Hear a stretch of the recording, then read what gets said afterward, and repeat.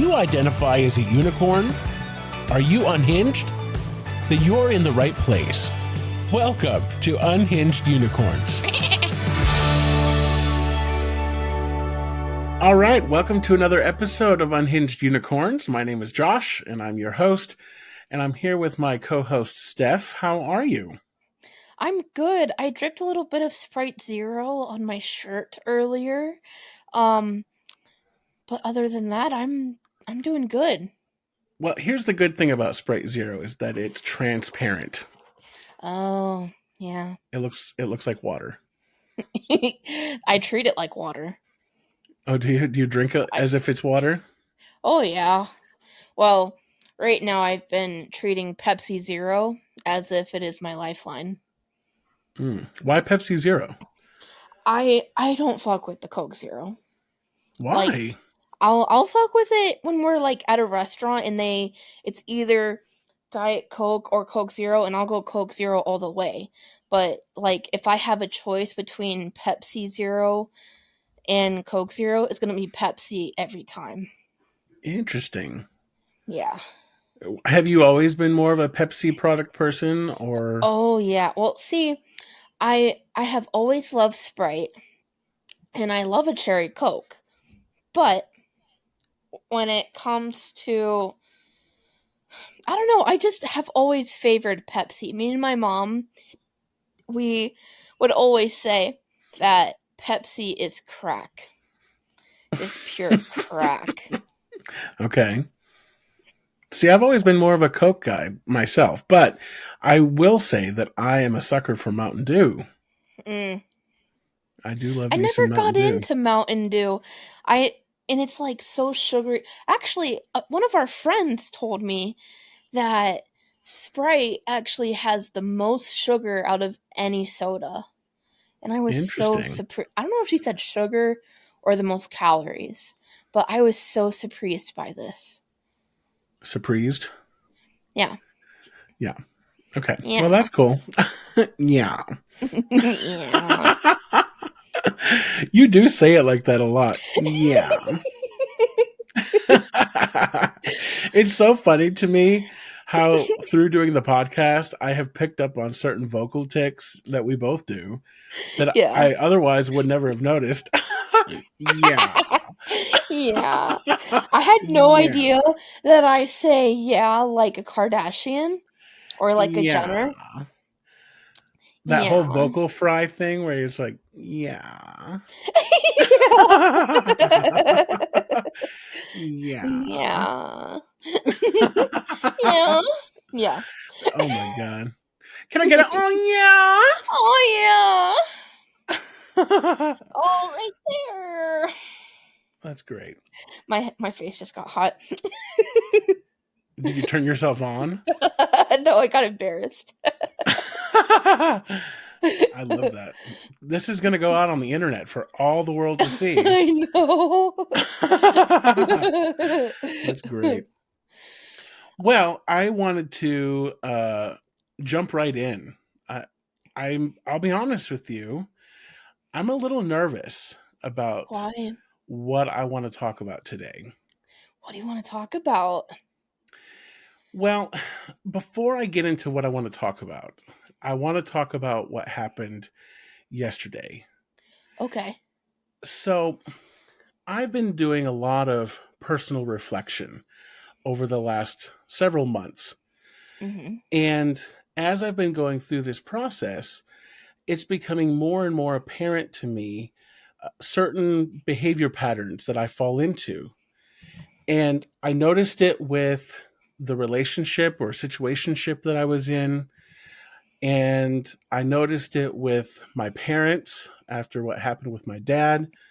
And then trying to be there, like to support my mom through all of that. I saw myself trying to become like Captain Fix-A-Hoe. Yeah. Yes. And so I have recognized that in our relationship, you and I have sort of taken on that role. And I think it's because I view you as almost like a younger sibling I mean, we're friends, yes, but feel this. I feel like this connection with you that's more than just a friendship in the sense that you and I are so much alike in a lot of different Yeah. ways.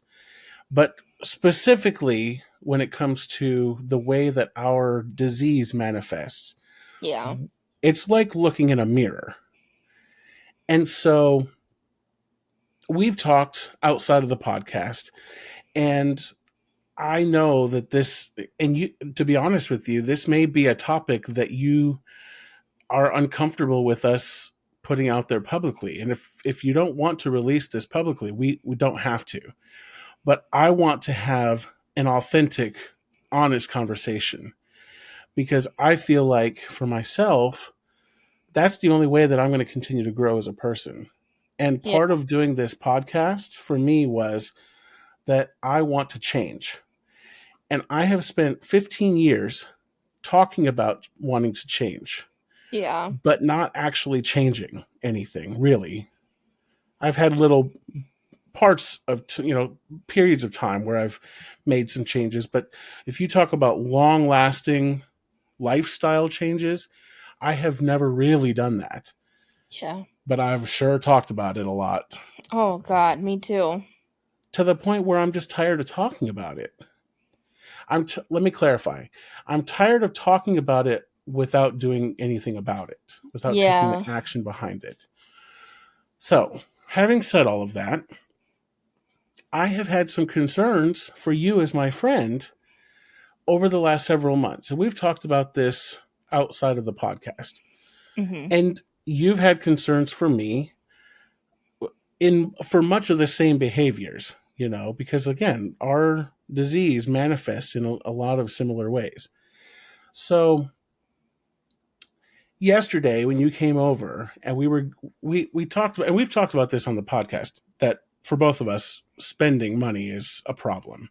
Yeah. So yesterday you had come over, just for the listeners to understand, uh, Steph had come over and we basically just went through the last like 3 months and wrote out every penny that was spent in an effort to then put together a budget, right?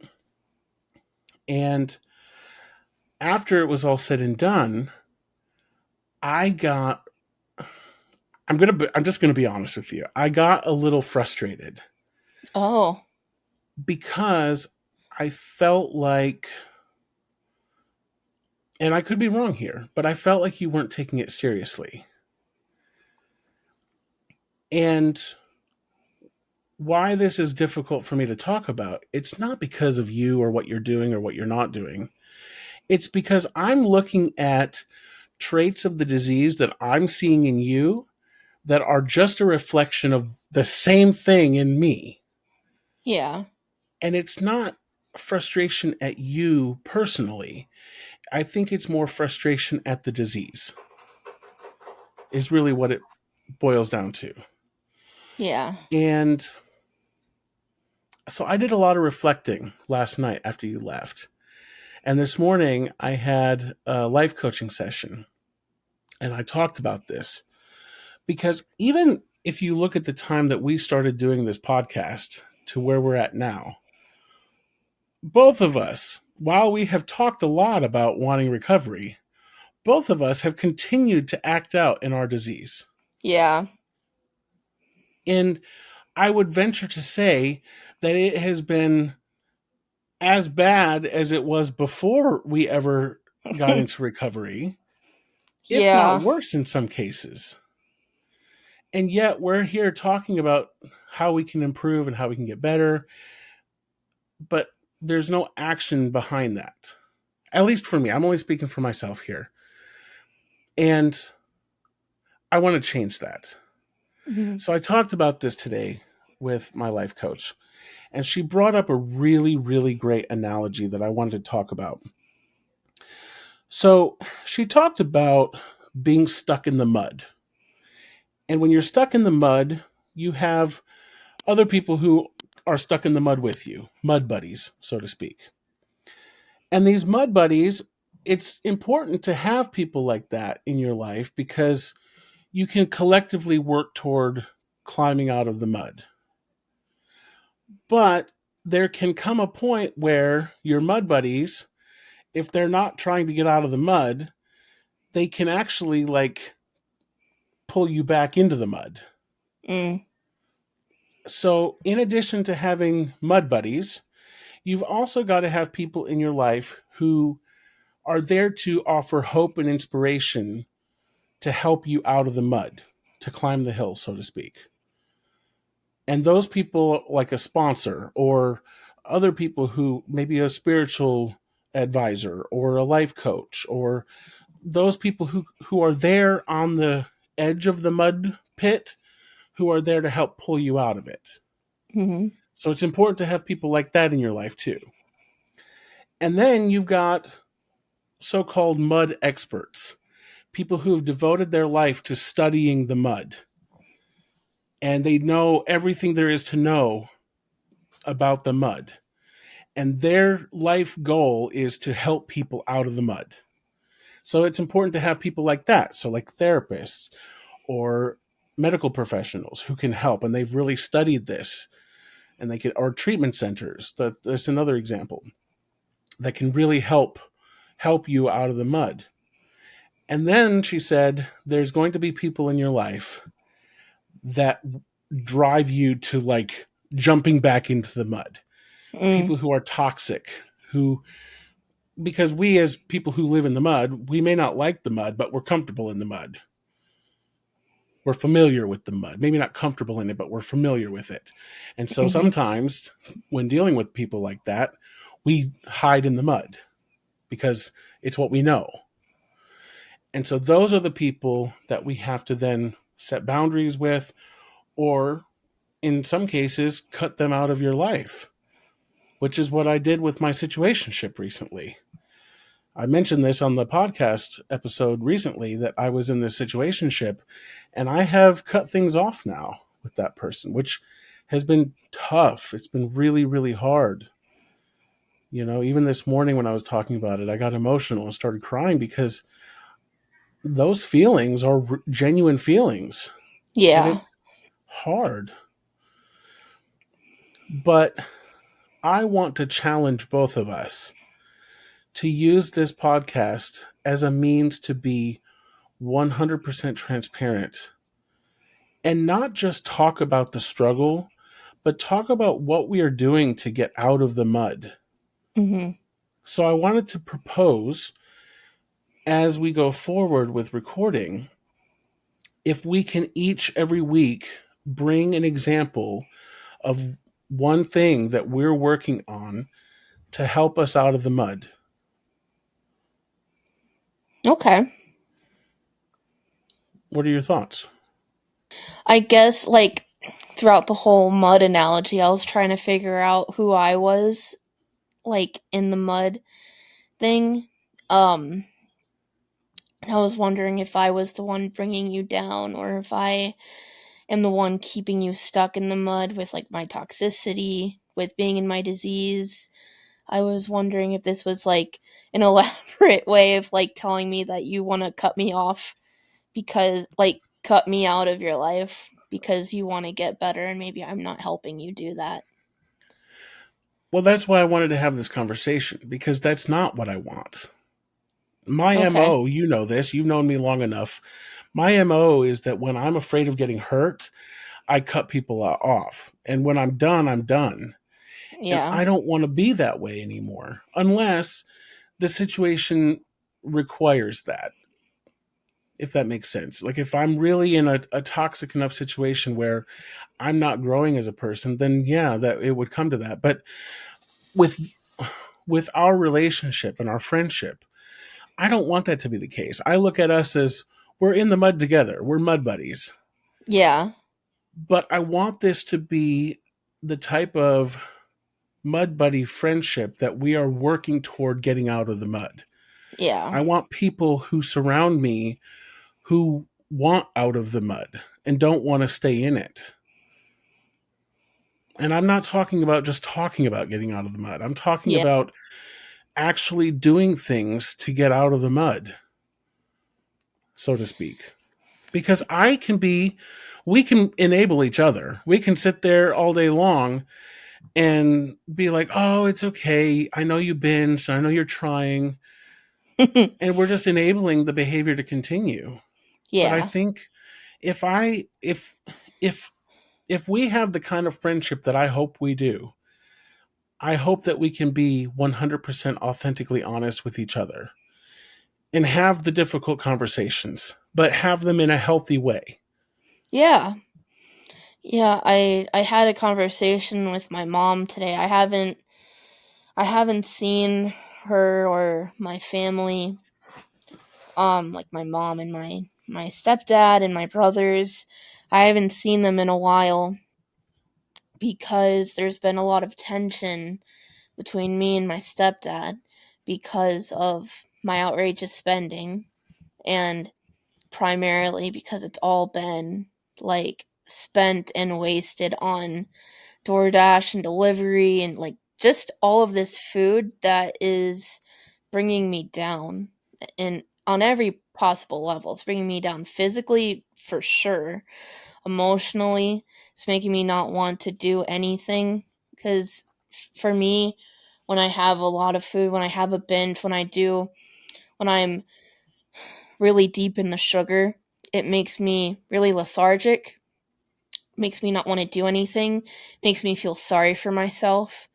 It just makes me regress into my worst like version of myself in every possible way.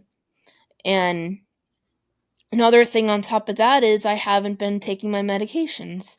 I haven't been seeing my my counselor, and thank God I have an appointment for the first time in months tomorrow afternoon.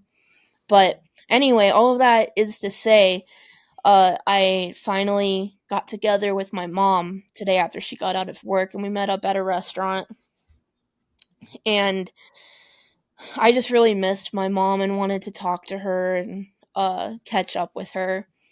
And she's been getting on to me too about my spending, but mostly about just wanting me to get back into the OA program. She wants me to get back into she wants me to get back into recovery.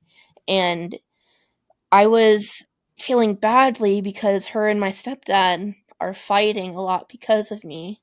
I mean, mostly because of me and my spending. So it's like my mom is at home with my angry stepfather because of me, and it's just become a really sore topic between them, and brings a lot of tension.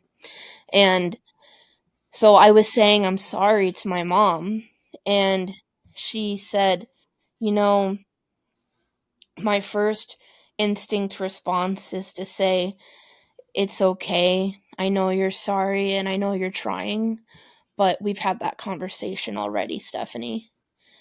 And I just need you to do it.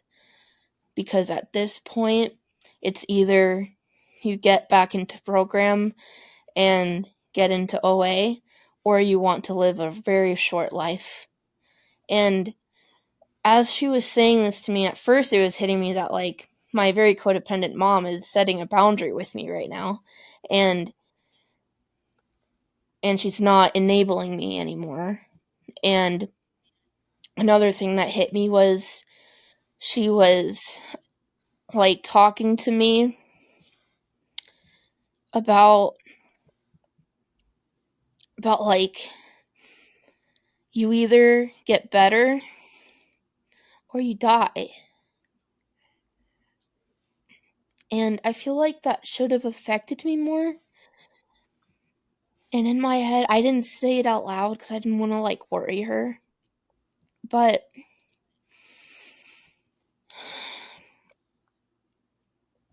like in my head, I was thinking like I feel so miserable right now. Like it wouldn't be that bad.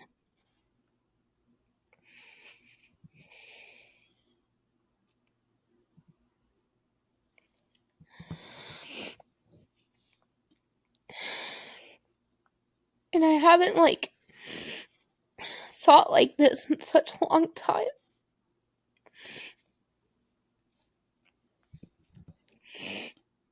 I've just felt like I have felt so, like, apathetic towards, like, recovery for a pretty long time now. And it's been starting to affect, like, me and my life and how I feel about me.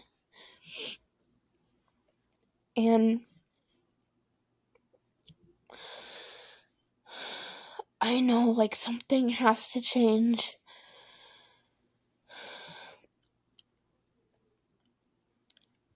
And I'm tired of talking about it too. Like, I want things to change and to get better, because I know when I was in good recovery, like, life was good. Life was fun, and I had money to pay my bills and to have fun too. And I I was living because I wasn't, like, so preoccupied with food and eating. Like, other things were fun, and doing things outside of food made sense for the first time in my life.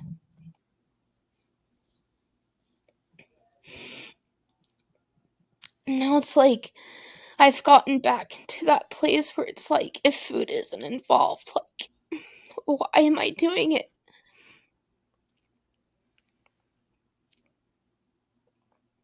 Again, I am gonna go to therapy tomorrow. Well, I just want to thank you for your vulnerability because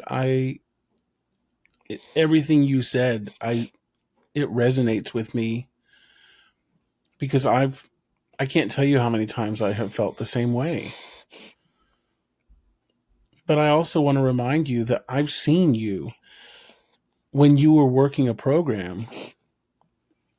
You've seen me when I was working a program. We've seen each Yeah. other in recovery, and we've seen each other not in recovery. And I think why yesterday was so eye opening to me was because I saw me. I saw me. I saw me. And I've been so fixated on trying to, like, I just wanted to, as your friend, like, shake you and be like, what are you doing? But that's me because you're literally doing the same thing. If I were to pull up my bank account right now and show you how much I've spent on Uber Eats over the last month, we're in the same boat. Yeah. So please know that having this conversation isn't about shame or judgment. It's that I want us to really, really be authentically moving toward recovery and not just talking about it. I care about you immensely as a friend. And I don't want this podcast to just be in vain. And Yeah. I don't want it for myself. Like, it's this, the podcast is a tool. It's That's a all it is. vessel. It's a vessel of carrying a message. But I can't carry a message unless I'm living the message, not just talking it. I want Yeah. to be a healthy person. And that means mind, body, and spirit. I hope that we can start taking some action to move toward a healthier lifestyle. And this is where I have to be careful because I'm codependent. Yeah. And so part of me, I think part of why I was upset yesterday is because I'm trying to, like, point out all the things that I thought you were doing wrong and I'm trying to help you. My intentions may be pure in that, but at the end of the day, I'm powerless over what you do and I'm powerless over your program. I can't work your program for you no more than you can work my program for me. Yeah. My life coach even said this: there's nobody who's going to come and snatch you out of the mud. Mm. There is no mud snatcher here. I was just gonna say that. There's no mud snatchers with nets. There's no safety nets. No. And it nobody can do it for me, nobody can do it for you except for us. Yeah. And it really starts with, first, for me, what I'm working on, and I'm not going to tell anyone else how they should recover or shouldn't recover, because what works for me may not work for you. Mhm. But what I'm working on for now is starting with changing my thinking. Yeah. I have learned over the last year, if there's one lesson I've learned, is that there is so much power in what we think. What you just talked about, thinking that, maybe it would be better. I've had that thought many Yeah. times. And I remember before I came to treatment, I've shared this before also. Before I came to treatment back in January of 2020, right before the pandemic, I was in such a dark place in my life where I was praying for God to just take me out. Yeah. And I would wake up pissed off that I'd woken up. Yeah. And then I finally got to a point where I was just like, well, if you're not going to kill me, would you fucking help me? Yeah. I was desperate when I came back. And I think I lost some of the desperation. Yeah. I have this habit where life starts to get a little bit better and I lose the desperation and then I fall right back into the old behaviors. Yeah. I think I've definitely lost that gift of desperation and don't leave until the miracle happens. And I've And never really given the miracle a chance to happen. mm, I've seen glimpses of the miracle, yeah, but I don't think either of us can even truly imagine what a miracle there can be for both of us. I'm told all the time about, like, from my professor and from my friends and family, like, how much potential I have. Yes. Yes. And And I've heard that my whole life too. I think that's such a big roadblock for me, is thinking that I do have potential and that I can graduate college. And my biggest thing right now is self sabotage and my thinking. My thinking is a poison that, like, diminishes and um affects my actions, or, like, lack thereof. And Right?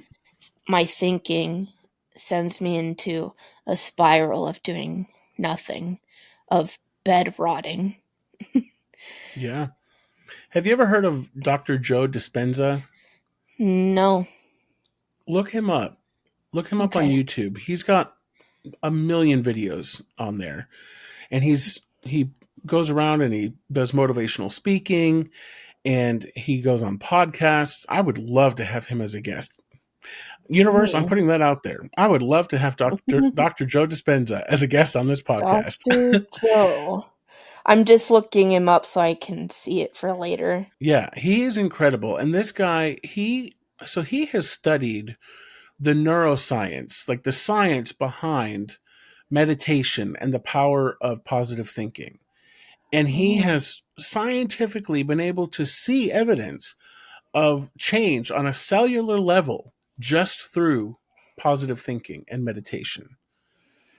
He has put the science behind spirituality, which historically, those are two topics that don't blend well.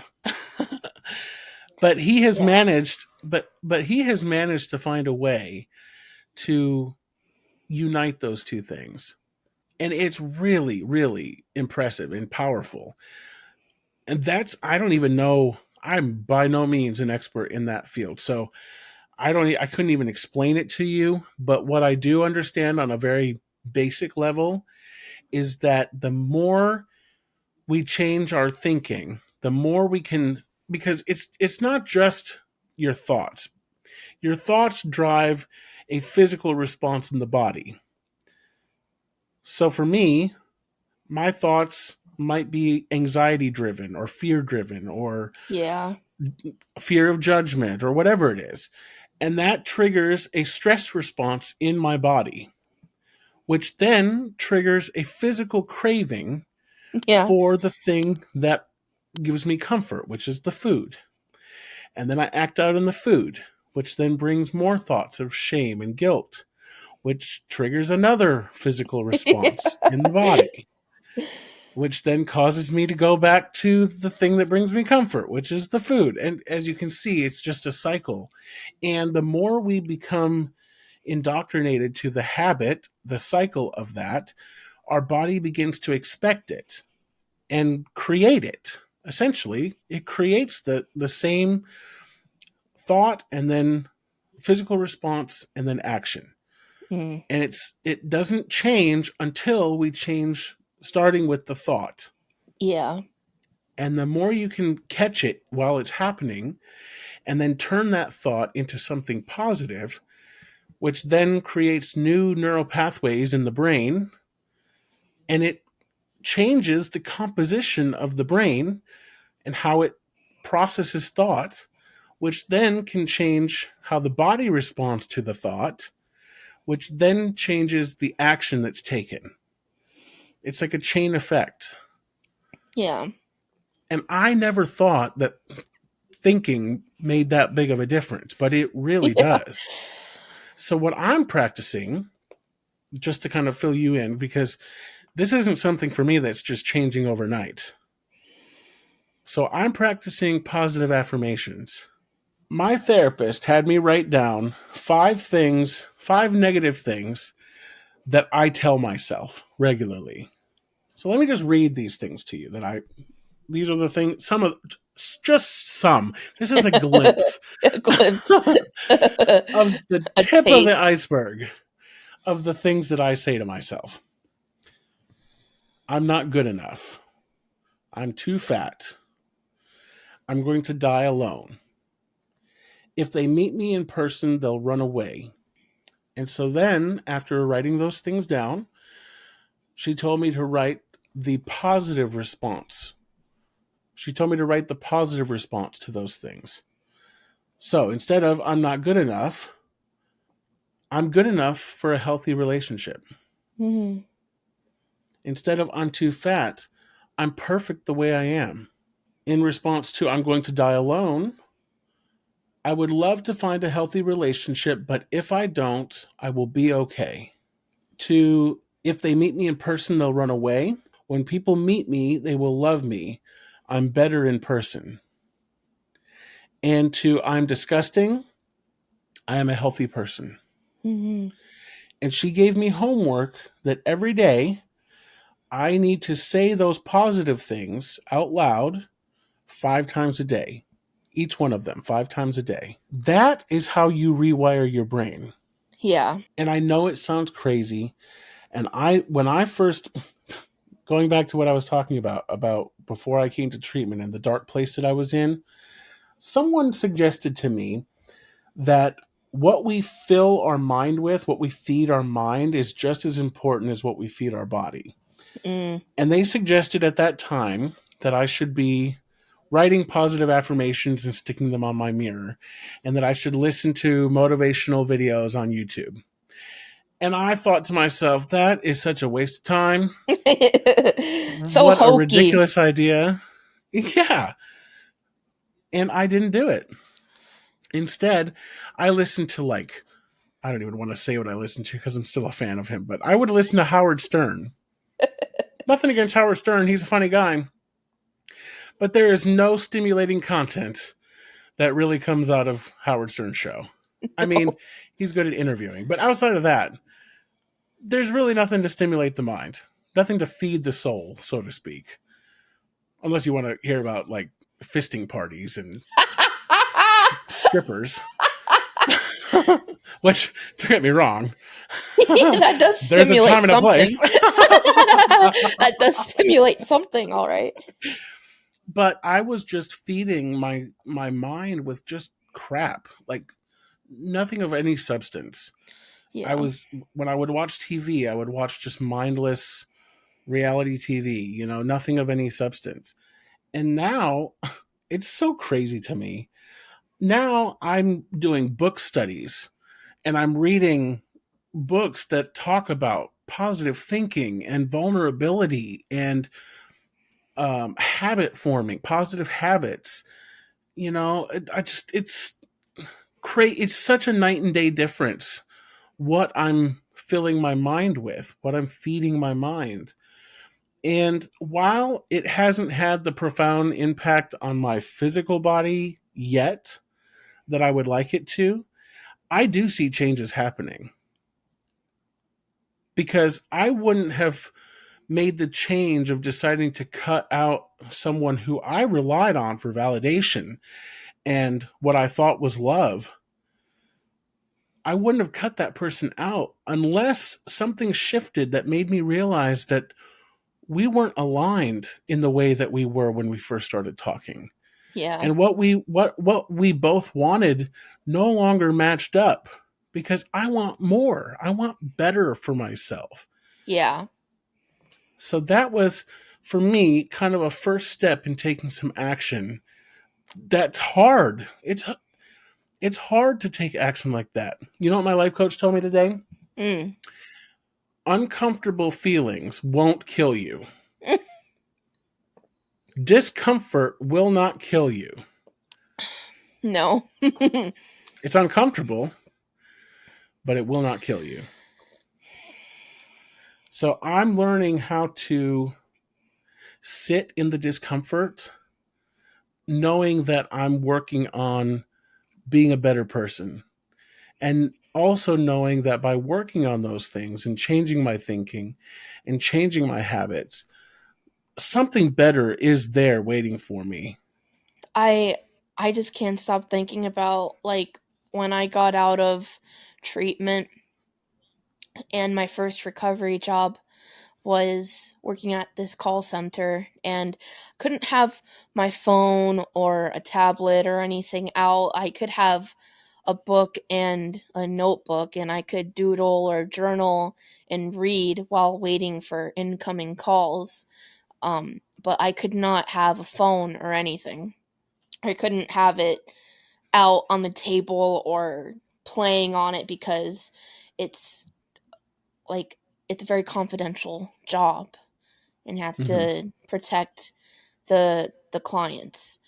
And I remember the most I had ever journaled in my entire fucking life was when I was working there because I was just with my thoughts all day long. And a lot of things would come up too when I'd be listening in on conversations at this call center because I was a transcriber for deaf and hard of hearing people, and I had to essentially repeat everything that I was hearing in my headphones. And Mm-hmm. I heard so many conversations. I heard things about religion, about politics, about the state of the world, about health, about people's opinions and deaths and births and all of these things. And it always struck chords in me and made me want to journal out my thoughts. And I was just very heavy into journaling. And when I left that job, it became very difficult for me to force myself to sit down, open up my journal, and open up and reflect about things.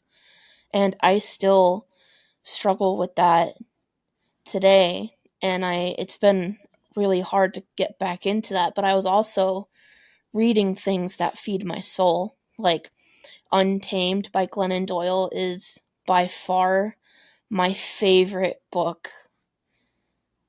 If I had to take one book or one thing with me to like a deserted island, that would be the book or the thing that I would take with me because Okay. it fills me with such like motivation and purpose. And as you were talking about changing your mindset, changing your thinking, I just remember and recall that book making me want to get into action and have a better life for myself.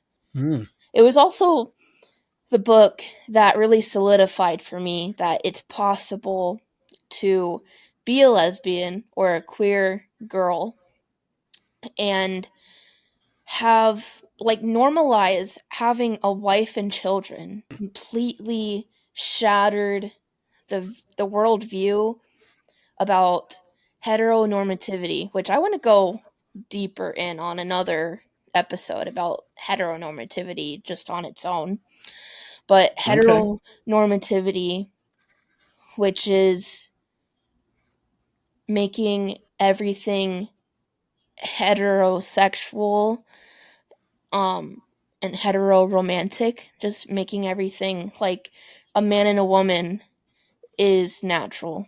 That is the only way for a relationship and a family to occur.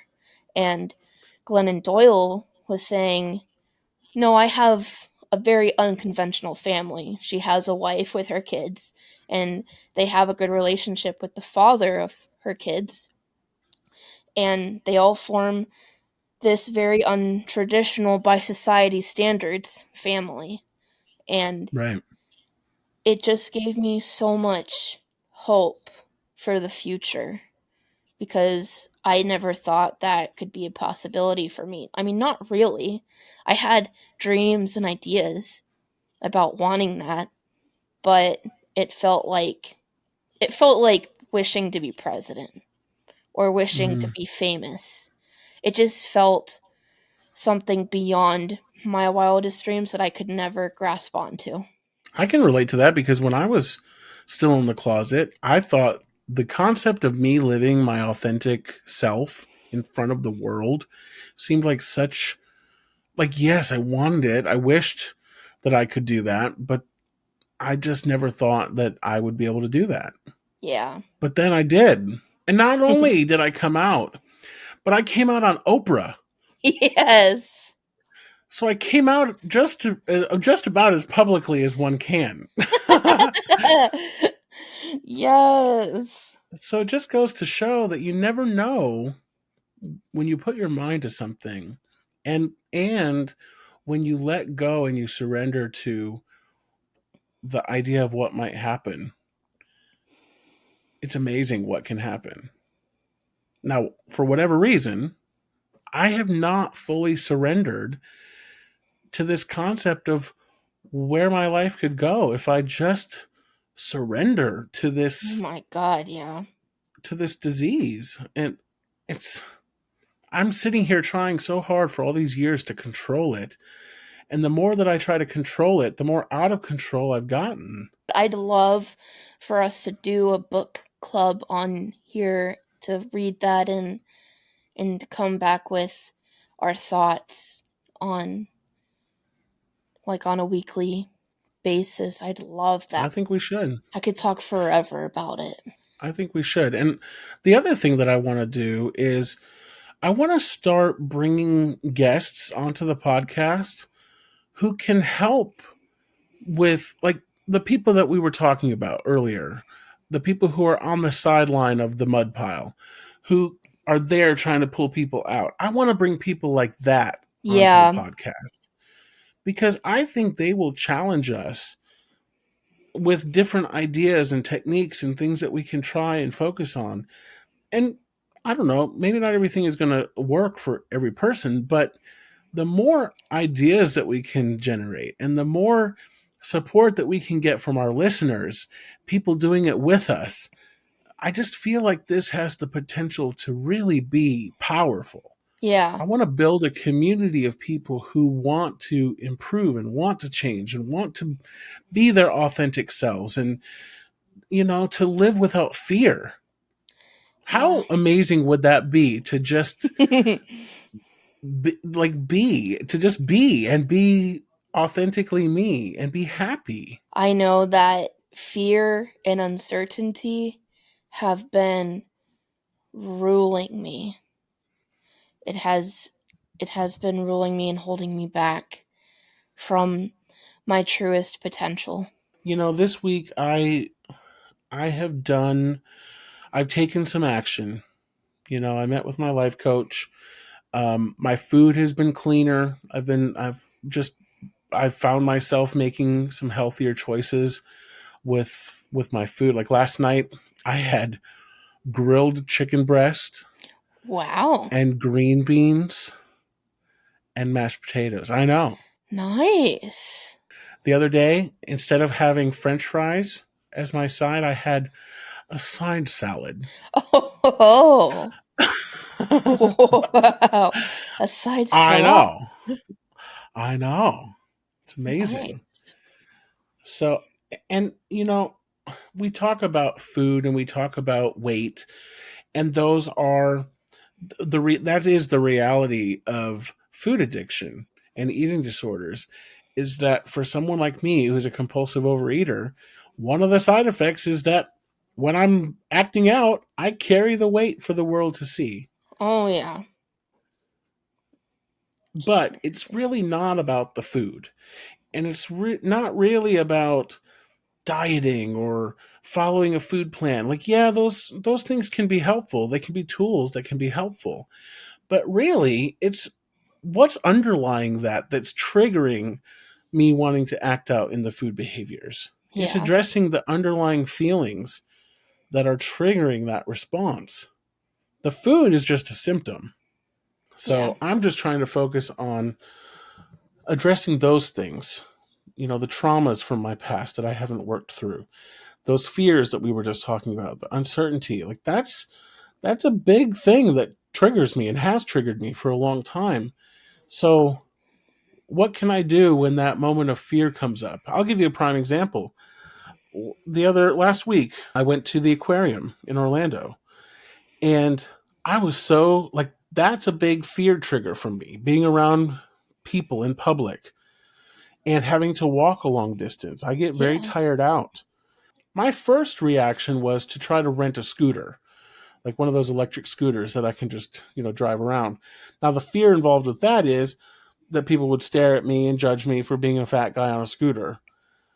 But someone made a suggestion to me the other day that I really think I'm going to look into. They have, they're called rollators.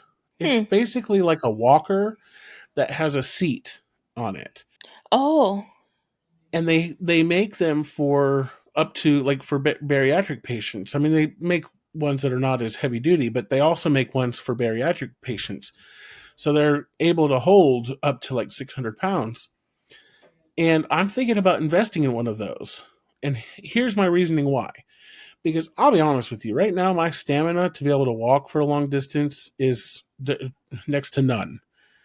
I just physically, I really struggle with that. Yeah. And going with the idea of getting a scooter, yes, it would be convenient, but it wouldn't help me get any exercise. Yeah. Whereas if I get one of these walkers, I'm still going to be walking around. I'm still going to be getting some physical movement in. But when my body gets tired out and I need to take a break and I can't find a bench or a seat, I can take a break and Yeah. not feel awkward in a public space. Yeah.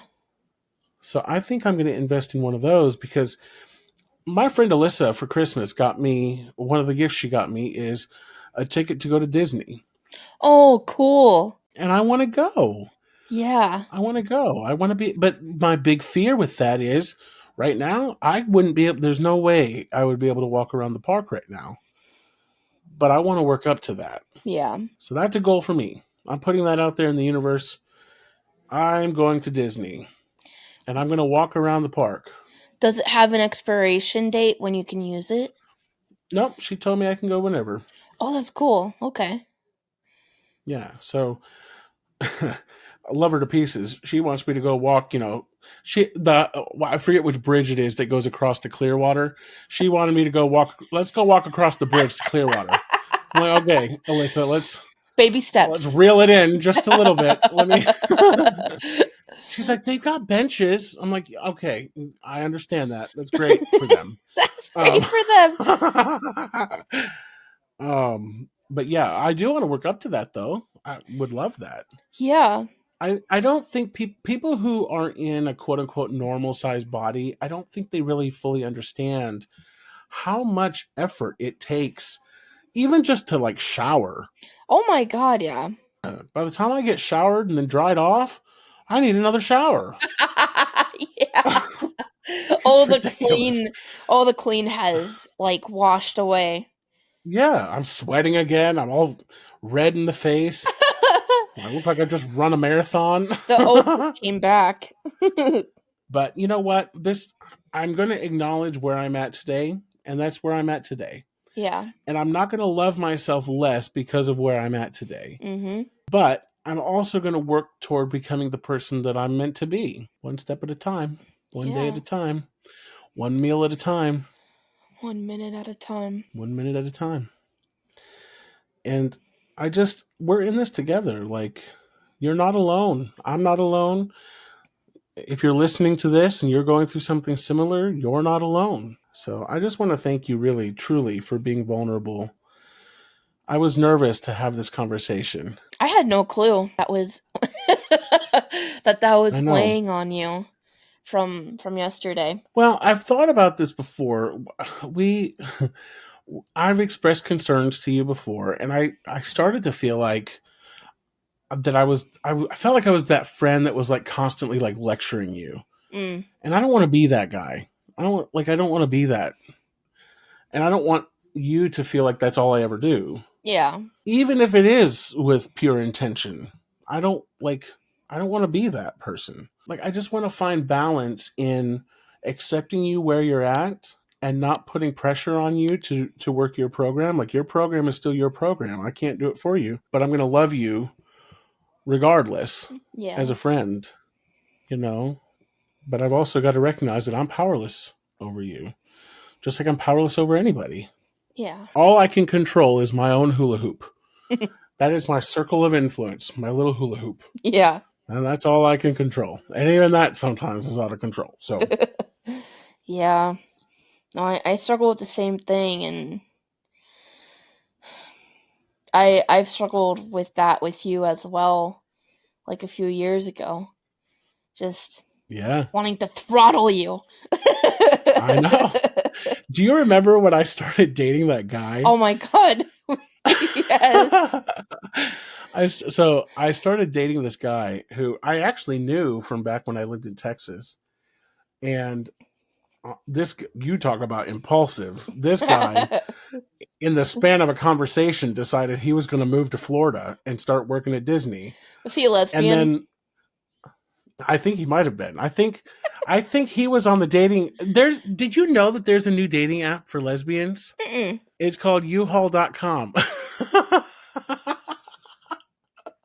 I knew it was a fucking joke. Anyway, I talked to this guy and he was like, I've always wanted to work for Disney. Maybe I should come move to Florida and work for Disney. And so I'm thinking, okay, like, not really thinking he's serious. Okay. The next day he's like, I booked a flight to Florida. I'm coming down there to a interview. I'm like, okay. And then like 2 days later, he's like, I bought a car. I'm gonna pick it up when I fly into Florida. Okay. Okay.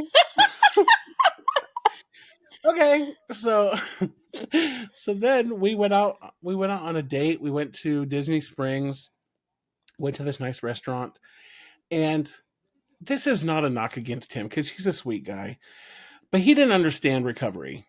And to that point, I had not touched any drugs or alcohol in a while. And I will never forget this. That day I went over there to go on this fancy date, he was like, just have a little alcohol. It's fine. And I really like negotiated with myself. Like, do I really want to throw away, a couple of years of recovery at that point? Do I really want to throw that away? And then I'm like, well, nobody will know. Nobody has to know. Like, that Yeah. whole negotiation thing. And the funny part is even before that happened, you had expressed your concern about this guy. That was the very day that you encouraged me not to go out there. I don't know if you Yeah. remember that. Yeah, And I we do. stopped talking because of that. We stopped talking like for 2 or 3 months. Yeah. And hindsight is always 2020. It I should is. have listened because my God, that was an insane few months. But I relapsed on the alcohol. I Yeah. relapsed on the sugar, and it was bad. It was bad. And that was after my car accident. So Yeah. I had a back injury, which it was already limiting how much exercise I was able to get. And it was just bad. It was so bad. I put on probably 100 pounds in like 4 months, 6 months. That's how it is. It really comes on quick. And I remember at the time, like, I was trying so hard to pull you out of the mud, Yeah, but you like had weights on your feet. absolutely. I was diving headfirst Yeah. into the mud. An anchor attached to the bottom of the mud pile. Absolutely. There was like a brownie at the bottom of the mud pile that I was chasing after. Yes. That's why I said that we've seen each other in recovery and we've seen each other in our addiction, Yeah. and as much as I want to, save, really what it comes down to is that I want to save you from being hurt. Yeah. Just like I think you were trying to save me from getting hurt. Yeah. But until we want to change it ourselves, it's hard to. I But know. at the end of the day, though, I know we want to. We've talked about this a million times. That's, part of why we do this podcast is we do want to change. But I've been, like I said before, I've talked about changing for years now. Me But it's too. time to change. Like for real change for Yeah. me. For real, for real. And I invite you on the ride if you want to change too. But at the end of the day, we each have to do our own work to make that happen. Yeah. But I'm here to help in any way that I can. And I appreciate your friendship. I really, truly want you to know that. I appreciate your friendship too. Thanks. Oh. Oh. Oh. Should we hug? Well, we should. Okay.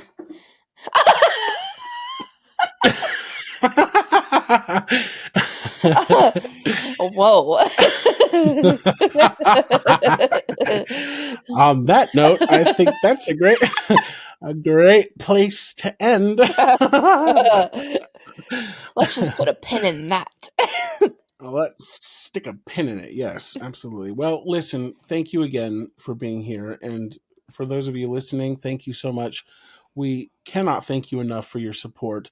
And check us out on social media. We've got a Facebook page, we've got a TikTok, we've got Instagram pages. So, yeah, go check us out. All the links are in the description of the episode. And please give us a like and subscribe. And I hope that wherever you're at, I hope you're having a wonderful day. We will see you next time. Bye. Bye. If you liked this episode and want to hear more, please visit unhingedunicorns.com. You can also support this podcast and access member-only content by visiting patreon.com/unhingedunicorns.